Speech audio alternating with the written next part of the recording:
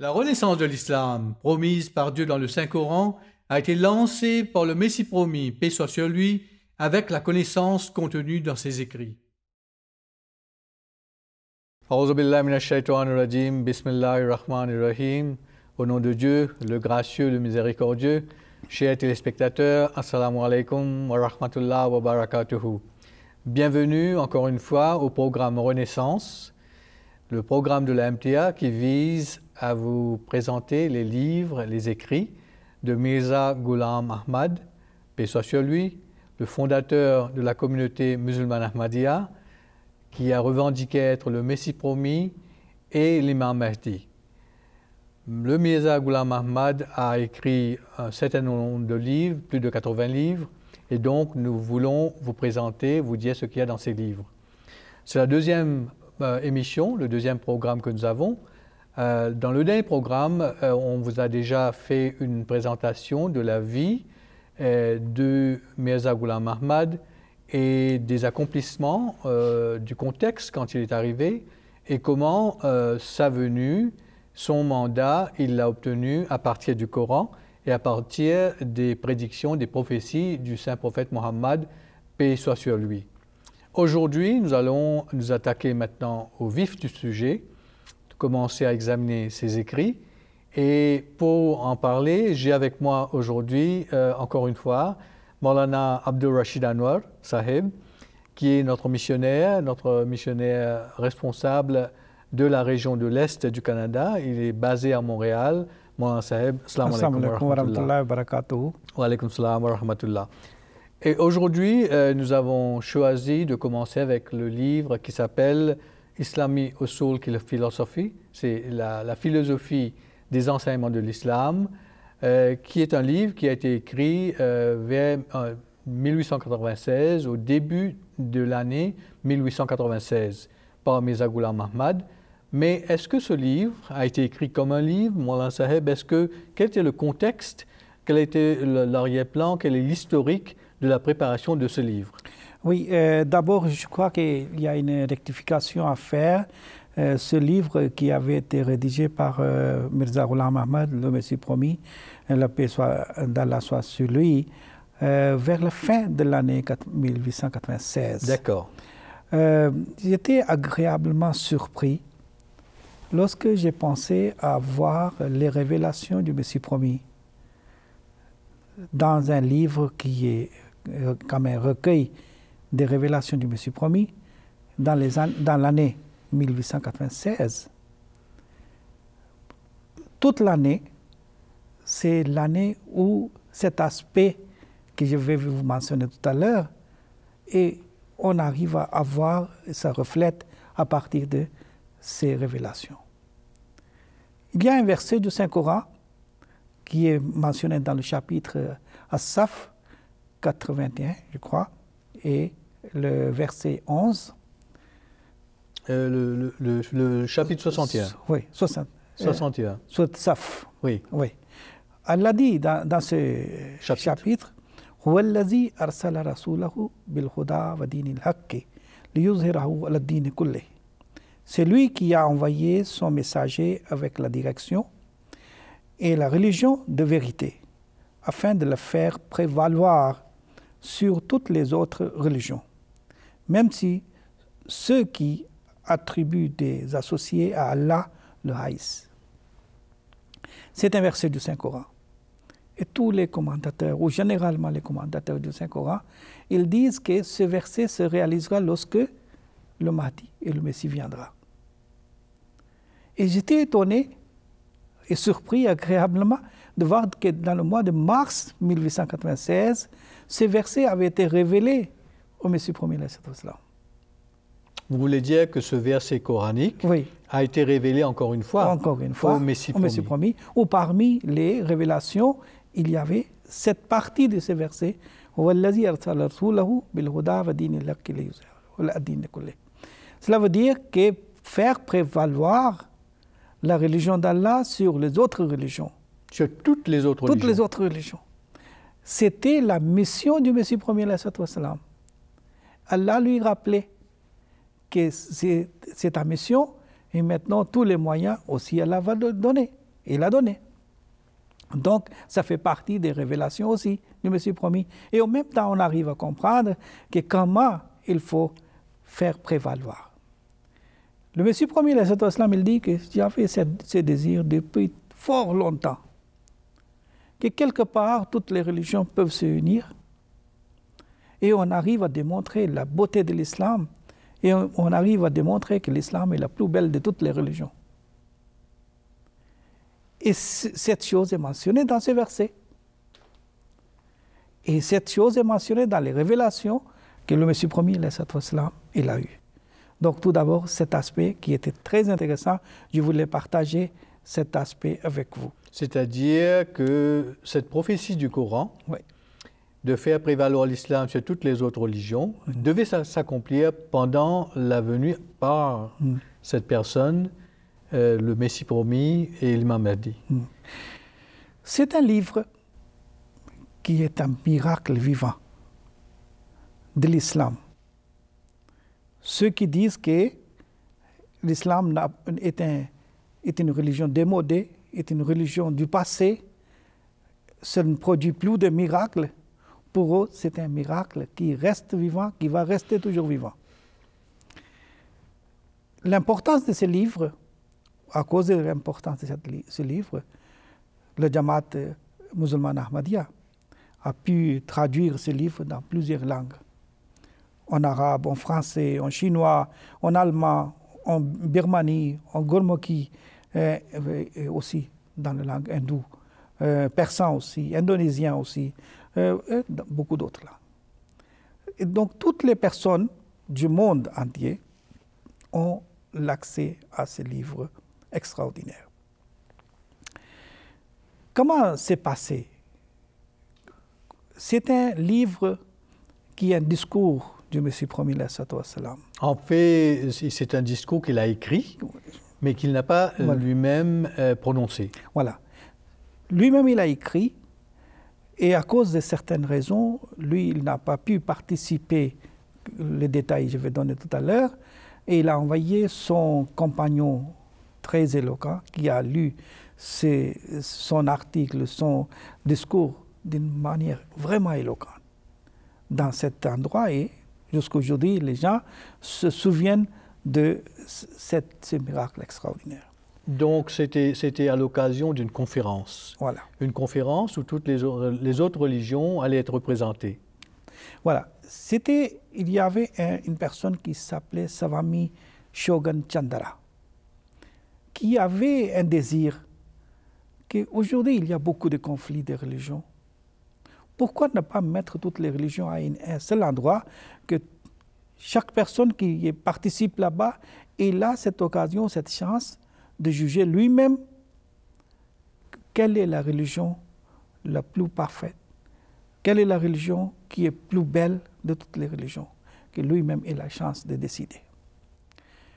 D'abord, il a organisé une réunion ou une conférence de telle envergure ou telle manière à Ajmer en 1892. Le Messie promis, lui, il désirait depuis longtemps.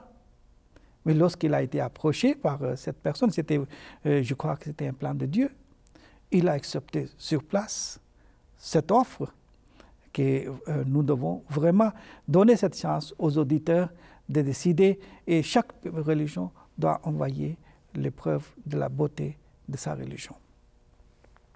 C'était le mois de décembre, de 26 à 28, que les organisateurs ont programmé pour tenir cette réunion. Donc la réunion de 1892 a eu lieu à Ajmer. Oui. C'est une deuxième conférence qui va être organisée, qui est organisée en 1896, au mois de décembre, et dans la ville de Lahore. Oui, dans la ville de Lahore.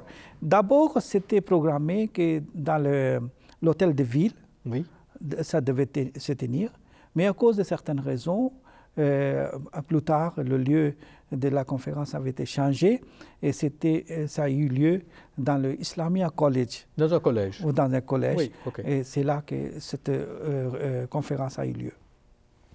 Est-ce que vous allez nous parler maintenant de l'organisation de la conférence? Oui, le Messie premier, il a non seulement accepté, il a même soutenu. Soutenu veut dire que chaque manière de support qu'ils avaient besoin, il les a fournis. Il a demandé à un de ses compagnons de publier le premier tract ou première affiche acadienne. Donc, à partir de Qadian, il a commencé à publier les affiches. Ensuite, les affiches pour la conférence. Pour l'annonce de conférence. De la conférence. Voilà. Ce qui avait été préparé par les organisateurs. Mais le Messie premier a aidé les organisateurs pour faire toutes ces choses. Ils ont fait un comité d'organisation. Dedans, il y avait plusieurs personnes. Parmi ces personnes, il y avait Hakim Maulvi Nuruddin Sahib aussi, qui fut plus tard le premier calife. Le Messie premier, lorsqu'il a accepté cette invitation, il a commencé à rédiger. Il dit que sur chaque ligne, il a prié. Et lorsqu'il a terminé, Allah lui a révélé. Elle a dit, cet article restera insurpassable. Personne ne pourra écrire mieux que ça. Et imaginez quelque chose qui n'est pas encore arrivé devant les auditeurs, mais déjà Dieu est en train d'expliquer que voilà, cet article va surpasser tout le monde. C'est déjà quelque chose et c'est un miracle dans le sens. Comment vous pouvez dire ces choses?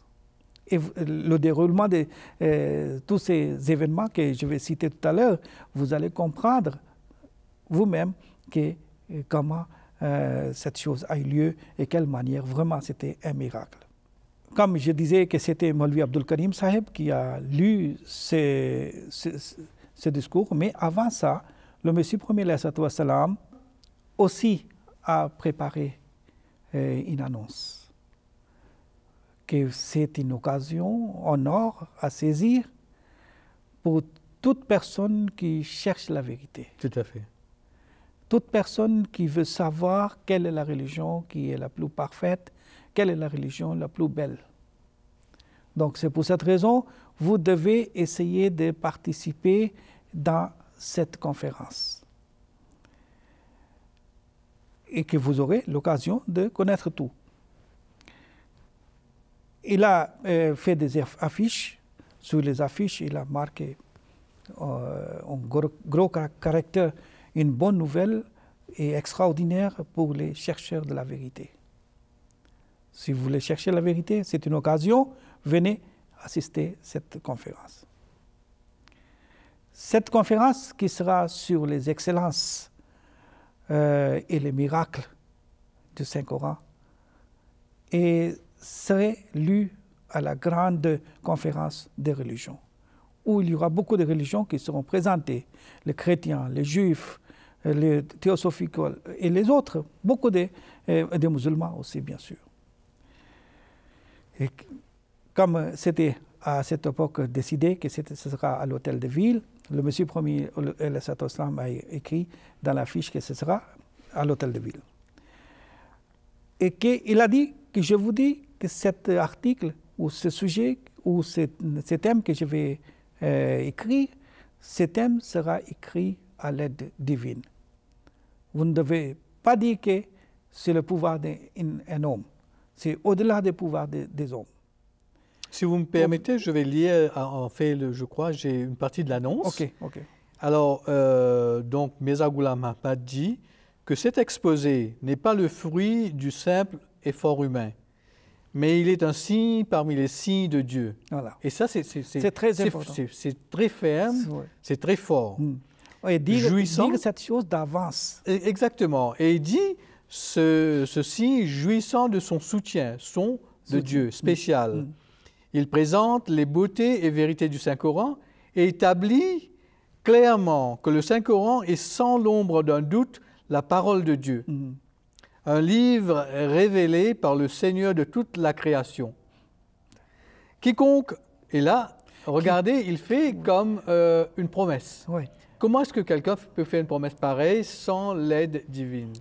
Il dit, quiconque écoutera cet exposé du début jusqu'à la fin et étudiera comment les saints thèmes ont été abordés, jouira, j'en suis persuadé, d'une nouvelle foi, d'une nouvelle lumière, et de plus, il se fera une idée juste et complète de ce qu'est le message de la parole divine. Je vous assure que ce ne serait point de la vantardise si j'affirmais que cet exposé ne souffre pas de la faiblesse humaine et ne contient pas que des propos insensés. Et le Messie premier, il a dit que ceux qui pensent que l'islam n'est pas une religion parfaite, lorsqu'ils vont écouter cet article ou ce sujet de début jusqu'à la fin, ils vont avoir honte, qu'ils ne pourront pas trouver des défauts dans l'enseignement de l'islam. Après, il a dit quelque chose encore. Il a mentionné que comment Dieu l'a soutenu. Quelles sont les preuves d'une manière claire où on peut dire qu'Allah l'a soutenu. Il dit que le moment que j'écrivais, à ce moment-là, j'ai senti qu'il y a une personne qui est à côté de moi, dans le son, dans le rêve, et il a commencé à crier. Il a crié en disant « Allahu Akbar, Kharibat Khaybar ». Allah est le plus grand et la forteresse de Khaybar est tombée. Il a expliqué que ici, forteresse, c'est quoi? C'est mon cœur. Pourquoi c'est mon cœur? Parce que c'est ici la lumière divine descend. Ici, la connaissance divine aussi descend. C'est pour cela, c'est une forteresse qui ne peut pas être touchée par qui que ce soit. C'est quelque chose qui est préservé comme une forteresse. Deuxième chose, il a dit, Khaybar, ce sont des religions qui sont interpellées. Toutes ces religions interpellées aujourd'hui ou après cette conférence, ou celui qui va essayer de connaître, pourra connaître facilement que ce sont des religions qui n'ont pas de valeur. La seule religion qui a la valeur, c'est l'islam. Après, il dit que dans le rêve même, Allah fait tourner mon attention vers une des révélations qu'il m'avait faites. Où Allah avait dit « Inna Allaha ma'aka, inna Allaha yakumu aynama kumta ». Allah dit « Sois sûr », ou c'est une chose de la certitude ferme qu'Allah est avec toi. Allah te soutient. « Yakumu aynama kumta ». Il sera où tu seras, il sera avec toi. Regardez combien c'est extraordinaire qu'une personne, s'il n'est pas véridique, il attribue des choses clairement vers Dieu et les choses passent comme il déclare. Dieu n'agit pas si c'était les choses fausses. En fait, je crois que les promesses qu'il fait dans une annonce, qu'il fait apparaître avant la conférence. Oui. Donc tout cela, il faut que nos auditeurs comprennent que tout ce que vous êtes en train de dire se trouve dans une annonce, une affichette qu'il fait distribuer largement avant la conférence. Avant la conférence. Et où il fait des promesses à propos de la réception que son livre va recevoir et de l'aide, du soutien de Dieu à sa présentation. Et dans cette conférence, comme je disais qu'il y avait Sanatan Dharam, il y avait Arya Samaj, il y avait des libres penseurs, il y avait des Baramu Samaj, il y avait la société des théosophiques, théosophes et la religion d'harmonie, et les chrétiens et les hindous et les musulmans, toutes les religions, comme l'Inde, c'est un pays où on trouve toutes les religions. c'était une des raisons qu'on peut comprendre que Dieu a envoyé le Messie promis, que la paix soit sur lui, en Inde. Comme toutes les religions se trouvent là-bas. Et la preuve est qu'on arrive à tenir une conférence où toutes les religions, où toutes les grandes religions sont présentées. Donc, encore une fois, vous avez ce lien avec ce verset dont vous venez de parler tout à l'heure, du chapitre 61 du Saint-Coran, sur Asaph, que Dieu va faire prévaloir sa religion sur toutes les autres religions. Et cette conférence est en fait, d'une certaine façon, une manifestation, une réalisation de cette promesse. C'est pour cette raison que je disais que dans le mois de mars 1896, Dieu révèle cette partie, surtout d'une manière spécifique, au Messie premier. D'accord. Donc ça montre que c'était une occasion pour montrer que l'islam est la plus belle de toutes les religions, la plus parfaite de toutes les religions.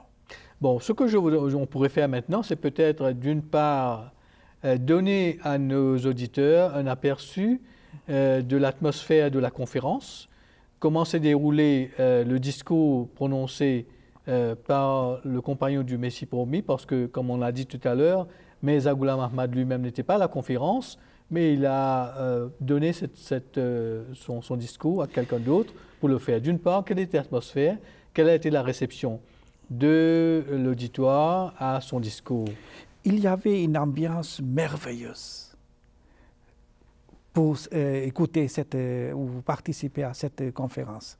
Mais lorsqu'il y avait le discours du Messie premier, que le paix soit sur lui, les gens le considéraient comme un défenseur de l'islam. Il y avait Abu Yusuf, qui était le dernier orateur, et le Messie premier, il était avant-dernier orateur. Et lorsque chaque personne avait 2 heures de temps pour prononcer son discours. Lorsque c'était le tour de Messie premier, même avant cela, les gens ont commencé à rentrer dans le hall. Le hall était plein à craquer. Beaucoup de personnes qui n'avaient plus de place sont restées debout dans les couloirs. On comptait environ 7 000 à 8 000 personnes qui étaient dans le hall. Lorsque Maulvi Abdul Karim Sahib il a commencé à lire le discours préparé par Hazrat Masih Maud, il n'avait même pas fini encore première ou deuxième question que son temps est fini. Le temps qui lui était attribué, c'était fini. Maintenant, Maulvi Abu Yusuf disait que ça c'est extraordinaire. Moi, je donne mon temps. Pour qu'il puisse continuer. Pour qu'il puisse terminer, puisse continuer. Il a donné son temps, il n'a pas pu finir. Les gens étaient tellement concentrés, tellement ils ont commencé à dire que non, il faut qu'on termine ce discours. C'est tellement intéressant. Non seulement les musulmans, même les non-musulmans. C'était une ambiance extraordinaire. On ne peut même pas peut-être expliquer avec les mots. Maintenant, les organisateurs ont accepté. Ils ont dit, d'accord, on va ajouter 1 jour de plus. Donc, 29, ils ont ajouté. Oui, ils ont ajouté le 29 décembre pour terminer ce discours du Messie premier. Qu'est-ce qui se passe? Les gens ont dit, on n'a jamais entendu cette chose ou une chose pareille.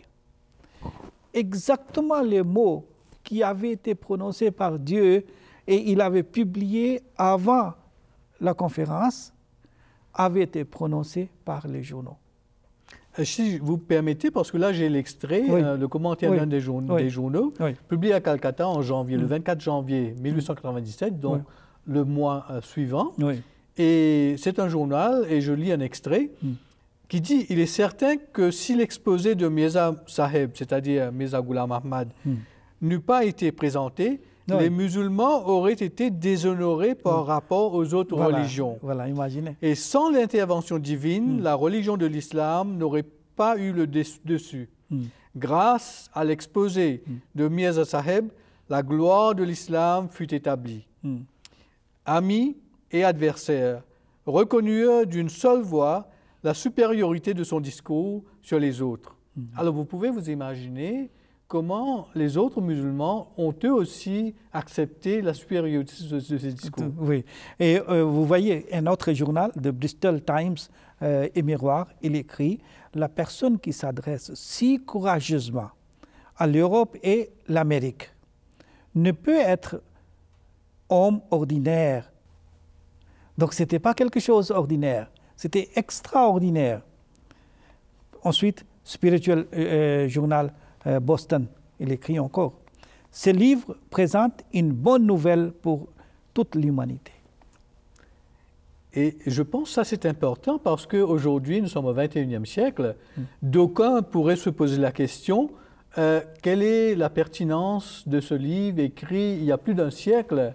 Pour nous, hommes aujourd'hui, vivant au XXIe siècle, avec toute la technologie qui nous entoure, quelle est l'importance, quelle est la pertinence pour moi Tout à fait. Dans ce livre? Tout à fait. Ensuite, encore un journal, Theosophical Book Notes. Il écrit quelque chose vraiment extraordinaire.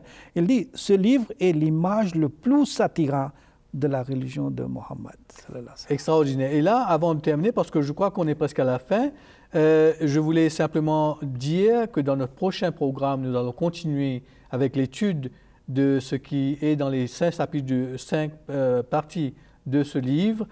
Et il y a 5 grandes questions qui ont été examinées, qui avaient été mises de l'avant par les organisateurs de la conférence. La première question à laquelle, naturellement, chaque orateur devait s'adresser, la première question, c'était les états naturels, moraux et spirituels de l'homme. La deuxième grande question, c'était conditions de l'homme après la mort.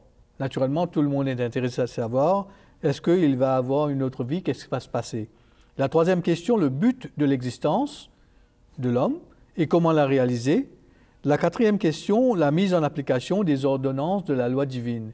Comment est-ce que les lois divines que Dieu a révélées sont mises en application? Et la cinquième question, il y en a 5, c'est les sources de la connaissance divine. Et naturellement, ce livre entre dans les détails. Mirza Ghulam Ahmad donne non seulement des explications théoriques, mais va dans la pratique pour montrer aux gens, à chacun d'entre nous, comment effectivement apprendre à avoir cette connaissance et pouvoir la mettre en pratique dans sa propre vie. C'est un livre qui couvre 167 pages, donc vous avez donc une idée de combien de détails il y a dedans. Nous allons terminer sur cette note. Nous voudrions remercier nos auditeurs et naturellement Maulana Saheb de nous avoir entretenus sur tous ces aspects de ce livre. Et si vous avez autre chose à ajouter, Maulana Saheb, avant de terminer, peut-être? C'est un livre, vraiment, j'ai parlé avec plusieurs personnes à qui j'ai donné ce livre. Après avoir pris ce livre, ils disaient c'est un livre de mon chevet. Il le garde à la table de chevet pour le lire le soir. Voilà. Tout à fait. Et je connais quelqu'un qui a lu ce livre pendant qu'il était encore jeune, je crois qu'il n'avait que 10 ou 11 ans, et il a été ébahi et étonné avec le contenu de ce livre, et il l'a pris comme si c'était un livre extraordinaire, un miracle qu'il avait découvert. C'est vraiment extraordinaire. C'est un livre, peut-être ne pas lire une seule fois, à lire 3 fois au moins, si ce n'est pas plus. En fait, c'est presque une feuille de route pour sa vie. Comment vivre la vie dans ce bas monde et comment préparer l'avenir avec succès. Et vous allez connaître vraiment que c'est un livre qui a été écrit par le soutien spécial de Dieu.